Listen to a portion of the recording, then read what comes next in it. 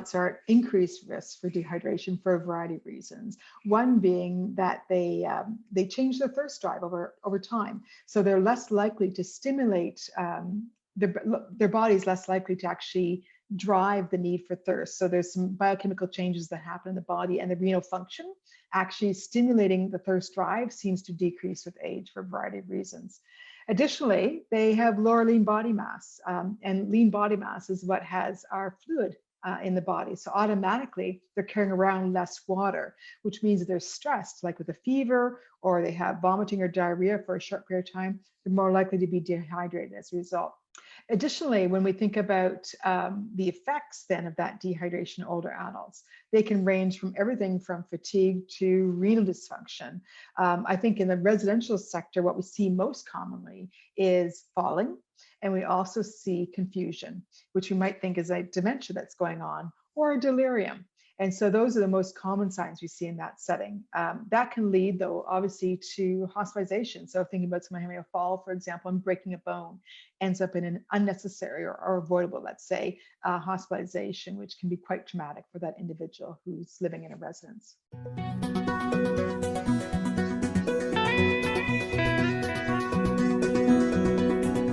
We really don't know the prevalence of dehydration in long-term care. One, it's hard to measure. You have to have a blood test. And anybody who works in this environment recognizes it's unlike acute care where blood is drawn all day long. And there's a lab in the basement often, or one very close by that does lab work. Long-term care is not like that. People are not drawing blood on a routine basis. So we really don't know. And without that, we can't get a sense of the prevalence of dehydration. So it's been estimated that it could be quite high. It's going to be higher probably in individuals with dysphagia. And I think we quite frankly should assume that everybody in long-term care is at risk for dehydration as a result, because of those challenges I spoke of with respect to why they might be dehydrated in the first place.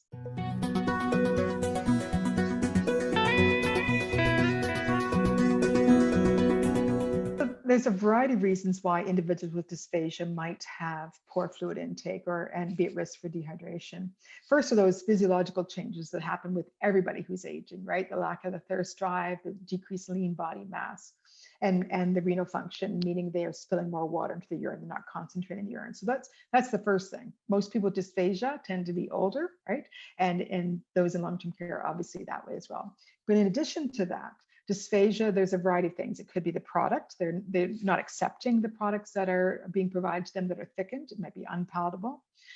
Staff who might be making those products at bedside or tableside or in the servery in the dining room might be variable in how thick they make them.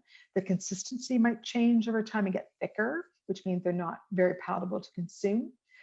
There's certainly an issue with cost. So if people are wanting to purchase pre-prepared products, there's a very limited budget for food and fluid in long-term care in most settings. And in many provinces of Canada, for example, there isn't a minimum that you have to spend, which means people are going to try to cost save with respect to food and fluid in long-term care. So that's a key concern. And then finally, recognizing that people with dysphagia also likely have other reasons why they're not drinking enough. They might have dementia, which means they forget to drink, or they might be people we call sippers. They just drink very small amounts at a time.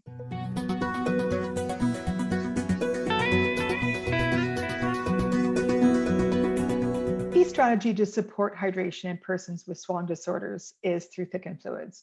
That seems to be the only strategy that's been used broadly and globally to address this issue. It could be made in-house, of course, or pre-prepared.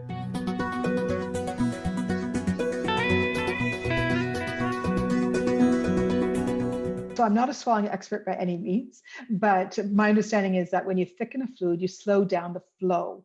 When you slow things down, the ability for the swallowing mechanism to be able to handle that bolus is going to be better, because you're basically trying to protect the airway by getting the epiglottis going over the airway and keeping it safe. So by slowing everything down, you give the body the time to do what it's supposed to do.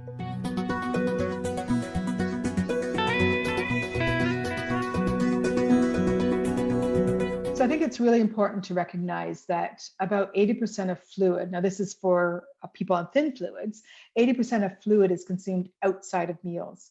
And this is a challenge for persons with dysphagia because we often only offer thickened fluids at meal times and snacks. It may not be as routine to give a thickened beverage to individuals with dysphagia. So that's a key thing, is to think about all points in time when you're giving hydration out to any resident. Those who have dysphagia also would get a appropriate thickened fluid for themselves at that point in time as well. So that's the first thing.